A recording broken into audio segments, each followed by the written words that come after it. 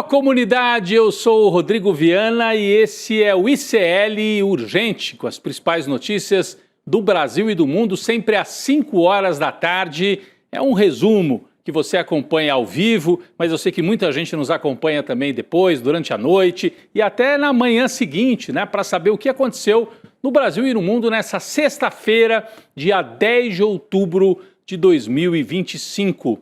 Hoje, excepcionalmente, a Laura Couto não está com a gente. Segunda-feira, a Laura estará de volta aqui no ICL Urgente. Então eu dou boa tarde para você que nos acompanha pelos canais ICL e Eduardo Moreira, também pela Web Rádio São João de Quixadá, no Ceará, e pela Rádio Cultural FM no Rio Grande do Sul. E ainda todas e todos que nos acompanham pelo Spotify. Eu sei que tem muita gente que nos ouve também nas plataformas aí de áudio, então um abraço para todo mundo. Boa tarde para você que mora nesse país em que o nome preferido pela Faria Lima para representar a direita, o projeto liberal, está com medo de enfrentar o Lula. O Lula subiu nas pesquisas e agora o Tarcísio, informação que circulou nesta sexta-feira, o Tarcísio de Freitas está avaliando dizer não ao Bolsonaro se o Bolsonaro falar: Tarcísio, você é o cara, você tem o nosso apoio. Isso a gente não sabe se vai acontecer, mas o Tarcísio está dizendo, mesmo que o Bolsonaro banque o nome do Tarcísio, o Tarcísio hoje, olhando para as pesquisas, está com medo. Está com medo de enfrentar o Lula. Vamos falar daqui a pouco mais um pouquinho sobre isso. Enquanto o Tarcísio tem medo, o Kassab segue operando nos bastidores para tentar enfraquecer um pouco o Lula, tirar poder do Lula. Fez esta operação lá na votação da MP, né, em que o Centrão, mais uma vez, jogou a favor dos ricos e contra o Brasil, mas é uma tentativa de atrapalhar a vida do Lula, para ver se o Lula se enfraquece um pouquinho, e aí o Tarcísio, quem sabe, toma coragem em 2026. Vamos aguardar. O Centrão nos braços do PCC. Uma nova apuração exclusiva do ICL apontou Antônio Rueda, presidente do União Brasil, os principais partidos aí da direita no Brasil, como mediador de uma negociação entre um executivo do setor de gás e Roberto Augusto Leme da Silva, o Beto Louco. O Rueda é esse que está aqui na fotografia. Não é um nome muito conhecido, ele não é deputado, mas ele é presidente do União Brasil, poderosíssimo. Esse aqui, né, o Rueda. O Roberto Leme, o tal do Beto Louco, é apontado como um dos cabeças daquele esquema de lavagem de dinheiro do PCC no setor de combustível, que foi investigado esse esquema na Operação Carbono Oculto. Roberto, ou Beto Louco, segue foragido, inclusive, né? De acordo com 3 líderes do mercado que pediram anonimato na conversa com os repórteres do ICL, Beto Louco se apresentou na ocasião como um investidor da Tanque Gás, que um mês depois teve os ativos vendidos para Consigás, uma empresa de distribuição de gás em São Paulo. Mas esse não é o primeiro escândalo em que o Rueda se envolve, você lembra? Em setembro, o ICL Notícias divulgou com exclusividade um depoimento de Mauro Matozinho, piloto de avião, que levava o Beto Louco nos jatos executivos para lá e para cá. Aviões que seriam de Antônio Rueda. Lembra dessa denúncia que nós trouxemos aqui? Envolve Rueda, jatinhos e transportar o tal do Beto Louco para cima e para baixo, e agora o Beto Louco envolvido num outro caso de negociação de esquema de gás, e o Rueda, segundo as testemunhas, participou pessoalmente das negociações. Tá tudo isso no site, se você quiser ver, ó, né? Se você quiser ver, tá toda essa matéria no nosso site, no ICL Notícias. Bom, Antônio Rueda nega todas as acusações, tanto o fato de ser dono oculto dos aviões, quanto agora essas acusações de ter intermediado as negociações aí no setor de gás. O ICL segue acompanhando e o Antônio Rueda, quem circula por Brasília, diz que está, ó, com medo.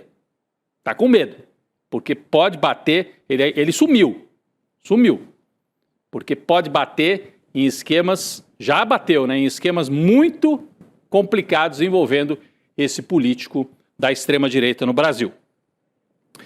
Pessoal, um dia frustrante para Donald Trump. O presidente dos Estados Unidos perdeu o Nobel da Paz de 2025 para a líder da oposição na Venezuela, a Maria Corina Machado. A Maria Corina está aqui na tela, fotografia da Maria Corina, aqui ela discursando em protestos contra o governo do Nicolás Maduro, né? O Trump estava crente que ia ganhar o Nobel da Paz pela negociação ali no cessar-fogo de Israel com a Palestina, mas o Trump não ganhou. Quem ganhou foi a Corina. A justificativa do Comitê do Nobel da Paz para dar esse prêmio para ela é de que a ex-deputada, que é de linha ultraliberal, é uma das principais vozes na defesa da democracia em meio ao que eles consideram o regime autoritário de Nicolás Maduro. Após vencer, após ganhar o prêmio, Maria Corina disse que estava em choque. Eu estou em choque. Não acreditou. Foi a frase dela.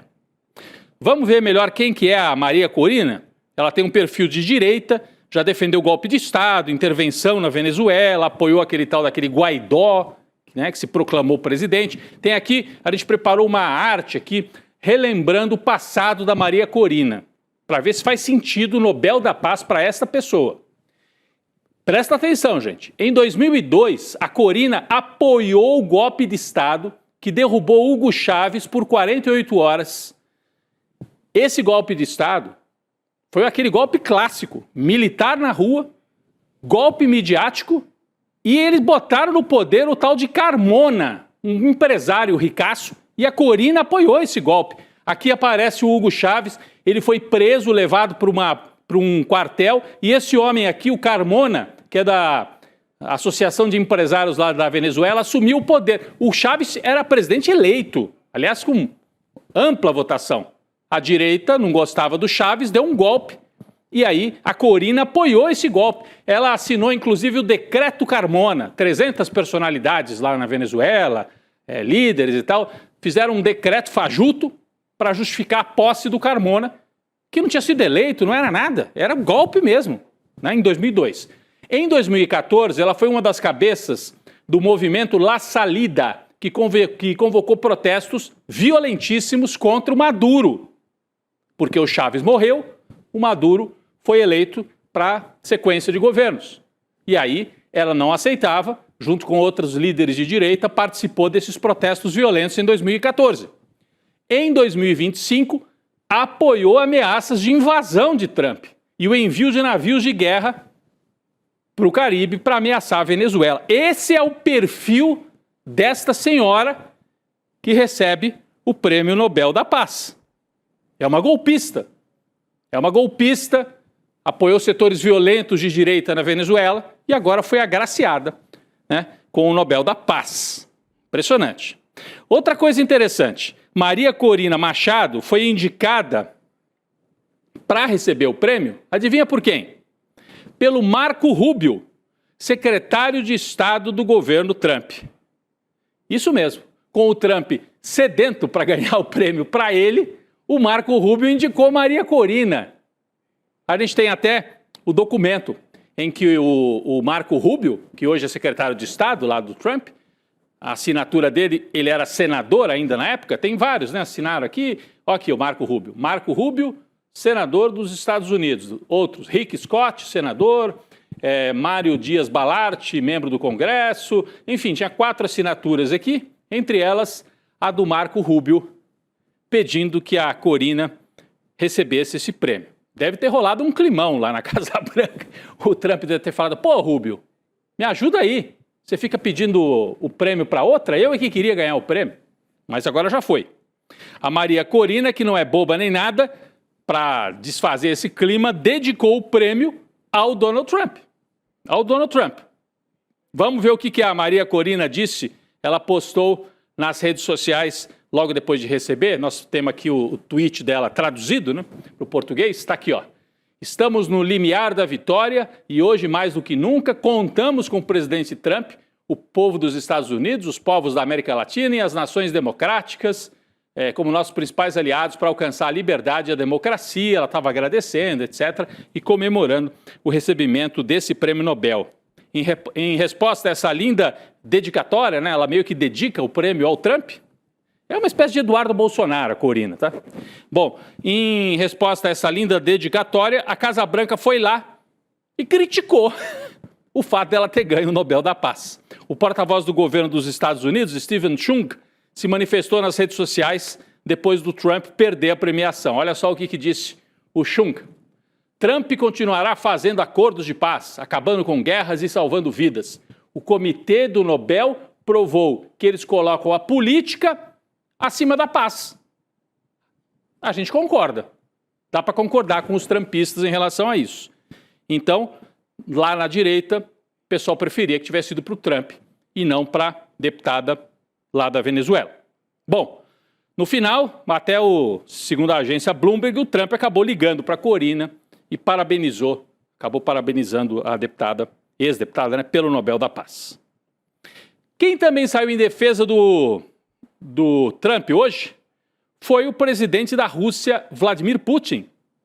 O líder do Kremlin afirmou que o presidente dos Estados Unidos fez muito pela paz e criticou o Nobel por dar o prêmio para Maria Corina. Olha só, gente, a direita dos Estados Unidos, o Putin criticando. Então tá confuso o esquema aí. Vamos ver o que disse o Putin. A gente tem aqui a frase do Putin. Houve casos em que o Comitê do Nobel concedeu o prêmio a pessoas que não fizeram nada pela paz. O prestígio desse prêmio se perdeu em grande medida. Podemos concordar também com Vladimir Putin neste caso. Agora, saindo dessa turma aí, Putin, Trump e outros, e vindo para a turma da esquerda, também muitas críticas ao Nobel para Corina. Olha só, o argentino Adolfo Pérez Esquivel, um homem progressista, um intelectual, que venceu o Nobel da Paz em 1980, deu uma entrevista ao Brasil de Fato, né, um site aqui brasileiro, criticando a premiação de Maria Corina Machado. Vamos ver o que disse o Adolfo Pérez Esquivel, uma das personalidades mais respeitadas da América Latina, um argentino. Eu não estou de acordo, porque esse prêmio é para neutralizar a situação na Venezuela. Corina Machado é parte da política dos Estados Unidos contra o governo venezuelano. Ela venceu o prêmio não porque fez um trabalho a favor da paz e do povo venezuelano. Isso me preocupa que o Comitê do Nobel tenha tomado essa decisão. Então, tem críticas variadas. Quem também criticou foi o assessor internacional da Presidência da República brasileira, o Celso Amorim. Ele disse à CNN que o Comitê do Nobel da Paz priorizou mais a política do que a paz, ao premiar Maria Corina Machado. Tá tudo escancarado, né, gente? Ficou muito claro, né? A direita nos Estados Unidos estava apoiando a Corina para fustigar o Maduro. O Trump depois queria para ele, mas daí não dava mais tempo de reverter. E a Corina ganha um prêmio e acaba criticada pela turma até do Trump, pela esquerda, pelo Putin, por todo mundo. Mas vai usar isso para tentar fustigar e atacar ainda mais o governo do Nicolás Maduro. Bom, vamos falar sobre a paz, ou pelo menos o cessar-fogo, que acontece na faixa de Gaza. Atualizações sobre o que está acontecendo nesta sexta-feira em Gaza.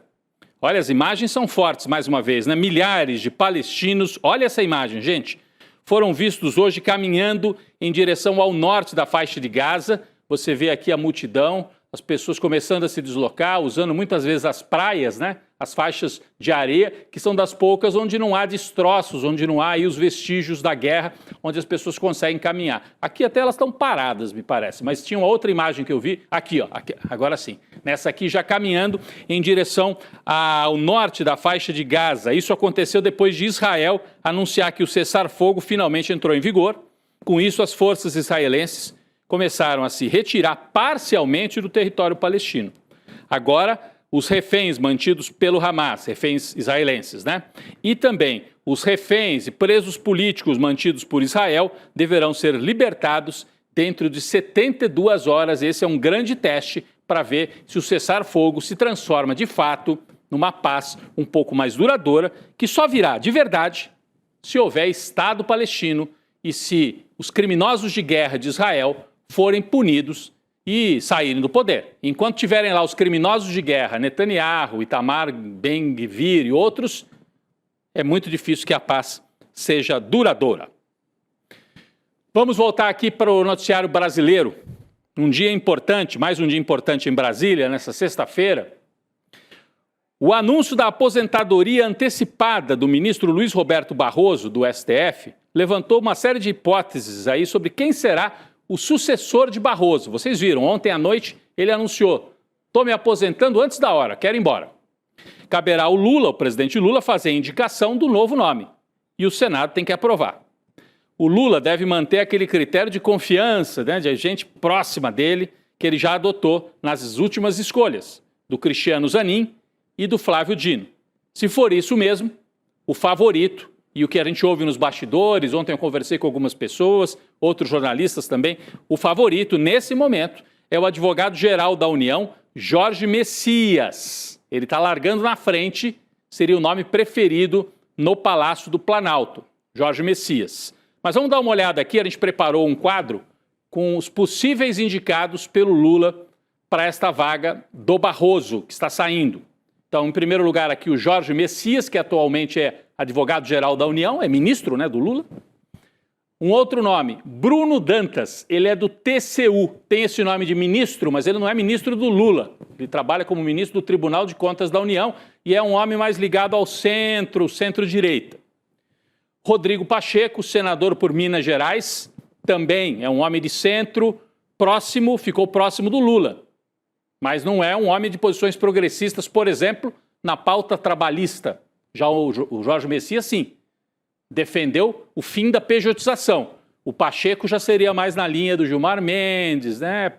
Privatizador, né? A favor de pejotização e tal.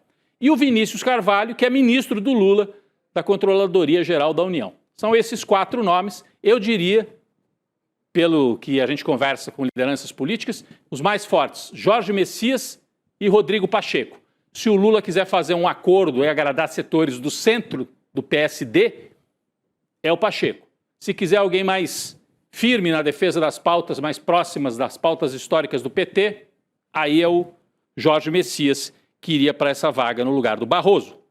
Também há pressões para que o presidente Lula indique uma mulher. Afinal, dos 11 ministros hoje, só uma mulher, Carmen Lúcia.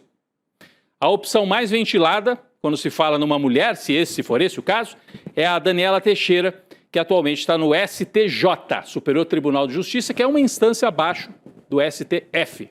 Então, tem 3 nomes aqui que a gente separou, possíveis candidatas, se a escolha for por uma mulher.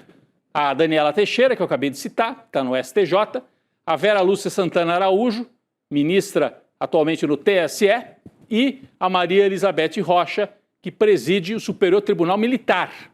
Então são 3 mulheres com experiência que estão disponíveis aí se o Lula fizer essa opção por uma mulher.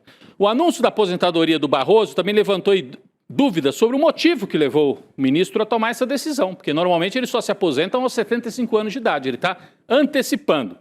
O ministro confidenciou a alguns interlocutores que se sente muito atingido pelas sanções que vieram lá do Trump. A gente sabe, Barroso tinha apartamento nos Estados Unidos, tinha filho prestando serviço para um banco lá na sede dos Estados Unidos, sanção atrapalhou a família, ficou com medo de perder o apartamento. Então, esse deve ser o motivo, né?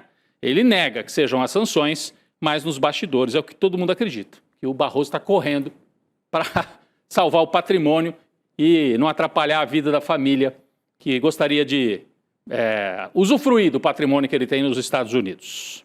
Bom, se o Barroso sair, então o Lula, ele está anunciando que vai sair, o Lula vai indicar um nome. E tem mais 3 ministros com mandatos vencendo nos próximos anos, que atingem a idade de 75 anos. Vamos ver quem são os próximos. A gente tem aqui uma listinha. O Luiz Fux vai se aposentar em 2028.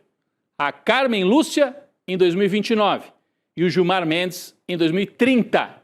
Então você repara, se o Lula ganhar a eleição no ano que vem, ele vai indicar mais 3 ministros no próximo mandato. Então o Lula já indicou Dino, Zanin, vai indicar um substituto para o Barroso e teria mais 3 nomes se ganhar a eleição, totalizando 6 nomes recentes, além do Toffoli, que está lá e que também foi indicado pelo Lula nos primeiros mandatos dele. Ficaria a marca do Lula realmente com muita força no Supremo Tribunal Federal. Falando no presidente Lula, ele anunciou hoje, e aí dentro daquelas pautas, as chamadas pautas positivas, pautas da economia, podemos tirar aqui esse quadro, por favor? Porque nós estamos indo para outro tema, exatamente. O Lula anunciou hoje um novo modelo de crédito imobiliário. De acordo com o Palácio do Planalto, o valor máximo agora dos imóveis financiados passa de 1,5 milhão para 2.250.000. Tá? Para atingir classe média e eu diria até uma parte assim, mais alta mesmo, né? O presidente da Caixa, Carlos Vieira, anunciou que o banco vai voltar a financiar até 80% do valor dos imóveis. As mudanças vão permitir que a Caixa financie 80.000 novos imóveis com juros de até 12% ao ano, abaixo da Selic, que hoje está em 15%. É uma boa notícia para a classe média. Juros mais baixos e valor mais alto do apartamento ou da casa, podendo financiar 80% do valor do imóvel. Durante o evento, o presidente Lula fez uma brincadeira, né? Esse evento em que ele anunciou esse financiamento, esse modelo de financiamento, ele fez uma brincadeira com o deputado Guilherme Boulos, que está cotado para ser ministro, e estava lá na plateia, né? Esse evento foi em São Paulo. Lula relembrou, né, o extinto BNH, que era um banco para financiar habitação, e brincou assim com o Boulos. Ô Boulos, será que você é do tempo de invadir condomínio habitacional? Vamos ver o que disse o Lula nesse evento para o Boulos. Vamos lá. Todo mundo sabe os problemas que deu nesse Brasil com o modelo do sistema habitacional do Banco Nacional da Habitação. Todo mundo sabe que esse país virou uma república de invasão de condomínio. Todo mundo sabe. Quantas e quantas. O Boulos está aqui, não sei se o Boulos era do tempo de invadir condomínio do Minha Casa do habitacional, mas a verdade é que nós tínhamos, sabe, historicamente, todo dia tinha invasão, todo dia tinha enfrentamento com a polícia, porque não tinha um sistema que cuidasse adequadamente daquelas pessoas que precisavam. Eu acho que essa era uma brincadeira que o Boulos não gostaria de ter ouvido no momento em que ele está prestes a virar ministro, né? Mas o Lula fez a brincadeira. No mesmo evento, Lula também falou sobre Jair Bolsonaro, que está em prisão domiciliar. Fez críticas pesadas à gestão anterior e chamou o ex-presidente Bolsonaro de tranqueira. Vamos ver. A gente teve que passar 2 anos tentando reconstruir. Tivemos que fazer uma coisa chamada PEC da transição, que não deve ter no dicionário brasileiro, porque não existe no mundo PEC da transição. Nós conseguimos, antes de governar, sabe, fazer o Congresso apresentar uma PEC para dar dinheiro para a gente governar. Porque a tranqueira que governava não cuidou disso. Não cuidou. A tranqueira que governava. A tranqueira era o Bolsonaro, mas tinha umas tranqueiras auxiliares, né? Paulo Guedes e outras tranqueiras. Sérgio Moro, que participou. Tinha muita tranqueira na área da saúde também. Bom, pessoal, a direita está um pouco impressionada com a recuperação do Lula. Né? Recuperação da popularidade, programas sociais, economia se recuperando e nas pesquisas o Lula ganha de todos os adversários. A gente falou bastante disso ontem. Você viu que o Centrão se mobilizou e impôs uma derrota ao governo para criar dificuldade, para dizer, Lula, não vamos facilitar a sua vida para 2026. Esses embates entre o governo e o Centrão têm nome e sobrenome. Disputa eleitoral de 2026. Segundo uma reportagem do UOL, Ciro Nogueira e Gilberto Kassab atuaram pesadamente para impor essa derrota na medida provisória lá no Congresso Nacional. Muita gente falou do Tarcísio, mas não foi só o Tarcísio não, tá? Tarcísio, Ciro Nogueira e esse outro que age na encolha, que é o Gilberto Kassab, que também está vendo que se não botar um freio, se não criar dificuldades, o Lula chega muito forte em 2026 e aí o preço do Centrão desaba, porque eles, até para apoiar o Lula, precisa falar, sabe, o preço precisa ser alto, preço mesmo, né? Então o Kassab está tentando impor dificuldades para o Lula. Até porque o candidato que eles gostariam de ter em 2026, o Tarcísio de Freitas, está com medinho. Tarcísio está com medo, depois que o Lula cresceu nas pesquisas. Olha a matéria que saiu hoje, do site Platô. Aliados indicam um cenário em que o Tarcísio pode rejeitar, inclusive, a convocação do Bolsonaro para ele se candidatar em 2026. Antes a gente estava assim, talvez o Bolsonaro não queira apoiar o Tarcísio e prefira a Michele. Agora já está num outro ponto. Mesmo que o Bolsonaro peça para o Tarcísio é com você, hein? Vou te apoiar. O Tarcísio está olhando assim as pesquisas e falando, será que eu vou? Com o Lula forte desse jeito? Esta matéria do Platô traz o bastidor de que os apoiadores do Tarcísio estão já ouvindo dele que ele não vai. Se fosse hoje, ele não iria para a presidência. Os ventos estão soprando a favor de Lula, na visão dos aliados de Tarcísio. Quanto mais o Bolsonaro adiar essa definição, é até melhor. Porque se o Bolsonaro definisse agora, o Tarcísio diria não. Então, qual que é a operação? Ver se enfraquece um pouco o Lula, isso o Kassab está fazendo, o Centrão, derrubando os projetos no Congresso, para ver se muda alguma coisa nas pesquisas, e aí convence o Tarcísio, o homem que está preocupado com a Coca-Cola, gosta de botar pedágio no interior de São Paulo, está mais preocupado com a anistia do que com a violência em São Paulo, para ver se convence o Tarcísio de que ele pode ser o candidato a presidente. O ministro da Fazenda, o Fernando Haddad, aproveitou para dar uma esculhambada no Tarcísio, com elegância, sem citar. Mas falou, Tarcísio, se você estava pensando em ser presidente, atrapalhando o Brasil, botando a sua turma lá no Congresso junto com o Kassab, para atrapalhar o Brasil, não vai dar certo, hein, Tarcísio? Vamos ver a fala do Haddad, que é de hoje também. Vamos lá. Então nós estamos fazendo reformas que abrem uma condição para o Brasil de oportunidade, de atração de investimentos, como há muito tempo não se vê. Então aqueles que, porventura, imaginam que, tentando sabotar o Brasil, vão deter o curso dos acontecimentos, eles estão equivocados. Não se ganha a eleição sabotando o país. Não se ganha a eleição impedindo o governo de fazer o bem. Nós vamos seguir a nossa vida, vamos seguir o nosso curso e vamos entregar um Brasil muito melhor. Muito obrigado. Não se ganha a eleição sabotando o país. Estão pendurando o guizo, como se dizia antigamente, estão pendurando o guizo no gato. E o gato é o Tarcísio. E o gato é o Kassab. Se vocês querem sabotar, vocês vão ficar com a pecha de sabotadores. E vai ser pior ainda na eleição. Foi o que disse hoje o Haddad. Pessoal, duas notícias importantes no cenário internacional aqui no ICL Urgente. A presidenta do Peru sofreu impeachment. Instabilidade terrível. O Congresso aprovou hoje o afastamento de Dina Boluarte, acusada de incapacidade moral. Foi uma votação unânime e quem assume no lugar dela é o atual chefe do Congresso, José Herri, membro do Partido Conservador, que está aí, já vestiu até a faixa, né? O Peru trocou de presidente várias vezes nos últimos anos e tem 4 ex-presidentes presos ao mesmo tempo. Então esse aí está assumindo aí, botando a faixa, daqui a pouco sobra para ele também. Instabilidade, o teu nome é política peruana.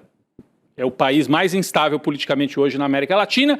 Outra notícia também importante, a Argentina do Milei conseguiu uma ajuda do Trump, né? Veio aquela ajuda financeira para fechar as contas e para o Milei tentar chegar até a eleição. É um pacote aí de 20 bilhões, né? O Washington anunciou que os Estados Unidos estão comprando pesos para injetar dólar lá na Argentina, que eles estão sem dólar, zerou, né? Zerou a reserva em dólar. O governo dos Estados Unidos não deu detalhes de quando o acordo vai estar disponível, mas isso deu uma leve acalmada no mercado. Mas deve ter fôlego curto, porque mostra, na verdade, fragilidade terrível do governo do Javier Milei, um tema que a gente tem acompanhado bastante e que ontem você viu aqui, no ICL. O documentário Vai para a Argentina, Carajo. Foi sensacional a estreia, hein? Mais de 270 mil pessoas acompanharam ao vivo. Foi uma maior sala de cinema aqui da América Latina. Se você perdeu ou quiser rever, se prepare. A reprise do Vai para a Argentina, Carajo, será no domingo, às 8 horas da noite. Então você pode se inscrever para a reprise, se você não viu, icl.com.br/reprise e assistir ao documentário no próximo domingo. Fica aí o convite, já que a Argentina está vivendo esse momento dramático mais uma vez e tem eleição no fim do mês, para você entender tudo o que está acontecendo lá na Argentina. Pessoal, eu fico por aqui com o ICL Urgente. Hoje não tivemos a Laura, segunda-feira ela está de volta. Sextou, um ótimo fim de semana para todos, mas antes do fim de semana, mais notícias com análise e atualização no ICL Notícias, segunda edição, Gabi Varela, Chico Sá, Juliano Medeiros, e daqui a pouco eu estou por lá também. Valeu, bom fim de semana. Hoje chegou o grande dia da premiere global do nosso novo documentário Vai Pra Argentina. Vai acontecer às 8 horas da noite. Você vai ver uma das verdades mais importantes reveladas. Vocês vão ver uma fake news cair diante dos olhos de vocês. Até de noite. Eu vou passar a vida fazendo o quê? Mantendo o meu padrão? Eu acho que a vida tem alguma coisa a mais para valer a pena. O privilégio da classe média é reproduzir o conhecimento legítimo. As boas universidades, línguas estrangeiras. Filosofia é amizade pela sabedoria ou amor ao saber. O ser humano é um ser de desejo, não tem limites. Aqueles que lutam pela vida, lutam por Jesus, ainda que nele não tenham fé. We don't have a sharing of wealth, sharing of power, and sharing of status, even a sharing of dignity. The events of 1945 led to the establishment of the Doomsday Clock. With the question of capitalism's tendency. Noi produciamo una ricchezza crescente, ma qual è il problema dell'economia? I am the eldest daughter, boxing legend Muhammad Ali.